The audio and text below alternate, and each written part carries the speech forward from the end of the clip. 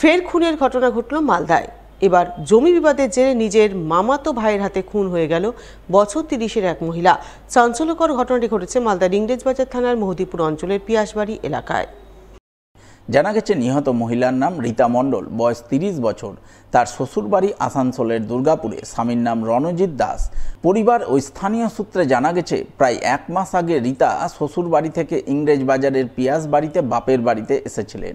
তার দাদুর সম্পত্তি ভাগাভাগি নিয়ে তার মামাতো ভাইদের সঙ্গে তার বিবাদ চলছিল।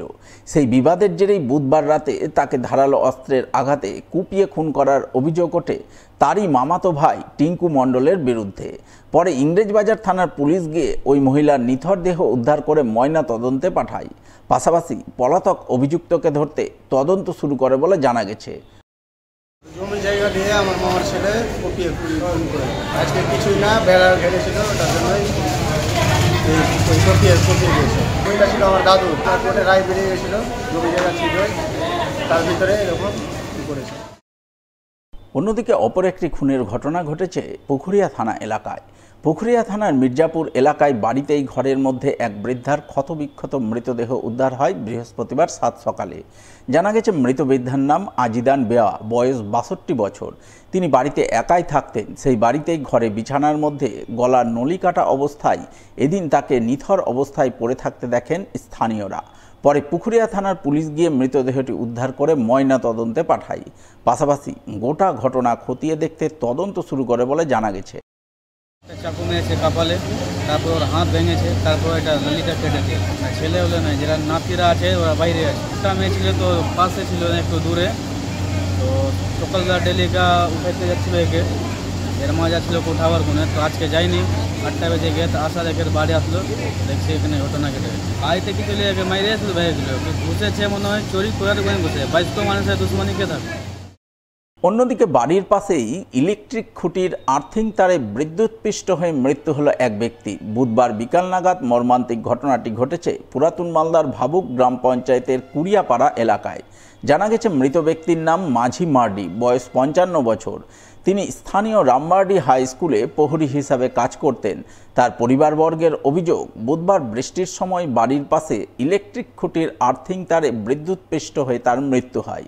পরে মালদা থানার পুলিশ গিয়ে দেহটি উদ্ধার করে ময়না তদন্তে পাঠায়। ঘটনায় স্থানীয় পঞ্চায়েত সদস্য স্বপনপুরী অভিযোগ করেন, বিদ্যুৎ দপ্তরের গাফিলতির কারণেই এই মর্মান্তিক মৃত্যুর ঘটনা ঘটেছে। বিষয়টাকে দেখব খুব খারাপ বিষয়। এটা সম্পূর্ণ আমি বলবো যে লাইন অফিসের গাফলাতিতেই এই বিষয়টা হয়েছে। এর আগেও একটা এইভাবে পোলে গরুও মারা গেছে। বাড়িতে কেউ ছিল না, তার স্ত্রী এসে দেখছে যে তিনি লাইন শর্ট হয়ে পড়ে আছে। এটা আমি বলতে চাই যে এটা পুরোপুরি লাইন অফিসের গাফলাতিতেই এই ঘটনাটা ঘটেছে। মালদার মানিকচকে ৮ম শ্রেণীর ছাত্রের রহস্যজনক মৃত্যুর ঘটনায় অবশেষে 14 দিনের মাথায় মৃত ছাত্রের দেহ দ্বিতীয়বার ময়নাতদন্তের জন্য নিয়ে যাওয়া হলো কল্যাণীর এইমস হাসপাতালে। হাইকোর্টের রায়ে বুধবার ভূতনির কেদারটোলা থেকে মৃত ছাত্রের দেহ পুলিশের তদারকিতে কল্যাণীর এইমস হাসপাতালে নিয়ে যাওয়া হয়। উল্লেখ্য, গত 2রা জুলাই বুধবার গভীর রাতে মালদার মানিকচকে এক বেসরকারি স্কুলের হোস্টেল ঘর থেকে শ্রীকান্ত মণ্ডল নামে 14 বছরের 8ম শ্রেণীর এক ছাত্রের ঝুলন্ত মৃতদেহ উদ্ধার হয়। ভূতনির হীরানন্দপুর অঞ্চলের কেদারটোলার ওই ছাত্রের হোস্টেল ঘরে অস্বাভাবিক মৃত্যুর ঘটনায় বিদ্যালয় কর্তৃপক্ষ আত্মহত্যার দাবি করেন। এমনকি মালদা মেডিকেল কলেজ হাসপাতালে মৃত ছাত্রের দেহের ময়না তদন্তের রিপোর্টেও আত্মহত্যার কথা উল্লেখ করা হয়। কিন্তু আত্মহত্যার দাবি মানতে নারাজ হন মৃত ছাত্রের পরিবারবর্গ। তারা অভিযোগ করেন, শ্রীকান্তকে স্কুলে নির্যাতন করে মারা হয়েছে। তাই তারা স্কুলের প্রধান শিক্ষকের বিরুদ্ধে শাস্তিমূলক ব্যবস্থা গ্রহণের দাবিতে মৃত ছাত্রের দেহ দ্বিতীয়বার কল্যাণীর এইমস হাসপাতালে ময়না তদন্ত করার দাবি তুলে মৃতদেহ বাড়িতেই ফ্রিজে সংরক্ষণ করে রাখেন এবং তারা হাইকোর্টের দ্বারস্থ হন। সেই ঘটনায় বুধবার হাইকোর্ট মৃত ছাত্রের দেহ পুনরায় ময়না তদন্ত করার নির্দেশ দেয়। সেই নির্দেশ মোতাবেক পরিবারের লোকজনেদের উপস্থিতিতে পুলিশ ফ্রিজে সংরক্ষণ করে রাখা দেহ গাড়িতে চাপিয়ে কল্যাণীর এইমস হাসপাতালে নিয়ে যায় দ্বিতীয়বার ময়না তদন্তের জন্য। এই ঘটনাকে ভূতনিবাসীর ঐতিহাসিক জয় বলে দাবি করেন বিজেপি নেতা গৌরচন্দ্র মণ্ডল। তিনি বলেন, শুরু থেকেই তিনি মৃত ছাত্রের পরিবারের পাশে আছেন, সুবিচার না পাওয়া পর্যন্ত পাশে থাকবেন। আশা করছেন দ্বিতীয়বার ময়নাতদন্তে সঠিক মৃত্যুর কারণ উঠে আসবে, মৃত ছাত্রের পরিবার সহ ভূতনিবাসী সুবিচার পাবেন।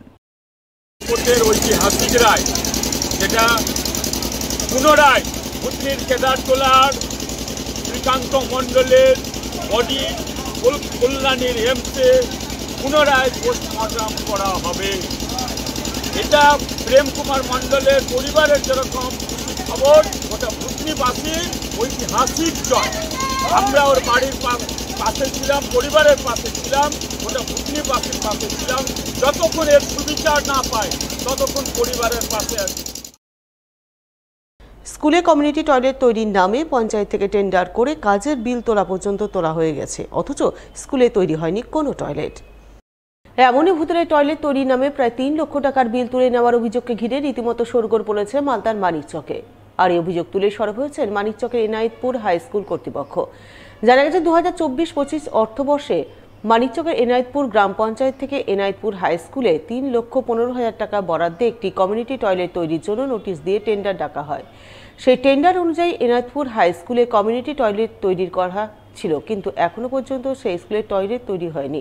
অথচ টয়লেট তৈরির নামে ঠিকাদার সংস্থা গত ডিসেম্বর মাসেই কাজের বিল তুলে নিয়েছে, এমনটা অভিযোগ তুলে সরব হয়েছেন এনায়েতপুর হাই স্কুলের প্রধান শিক্ষক মোহাম্মদ বাদিউজ্জামান। তিনি ভুয়ো বিল নেওয়ার জন্য এনায়েতপুর গ্রাম পঞ্চায়েত প্রধানকেই কাঠগড়ায় তুলেছেন এবং গোটা ঘটনার সঠিক তদন্ত চেয়ে লিখিত অভিযোগ জানিয়েছেন বিডিওর কাছে। আমি জানতে পারলাম এনায়েতপুর গ্রাম পঞ্চায়েত থেকে 2024-25 সেশনে কমিউনিটি টয়লেটের একটা টেন্ডার হয়েছে। এই টেন্ডারটার কপি আমি পেয়েছি। তাতে দেখছি সিরিয়াল নাম্বার 2 আমার স্কুলের নাম এনায়েতপুর হাই স্কুলে একটা কমিউনিটি টয়লেট অ্যালট করা হয়েছে। বাস্তবে এই কমিউনিটি টয়লেটটা আমার স্কুলের প্রিমাইসে করা হয়নি, বিলও তুলে নেওয়া হয়েছে এনায়েতপুর হাই স্কুলের নাম দিয়ে।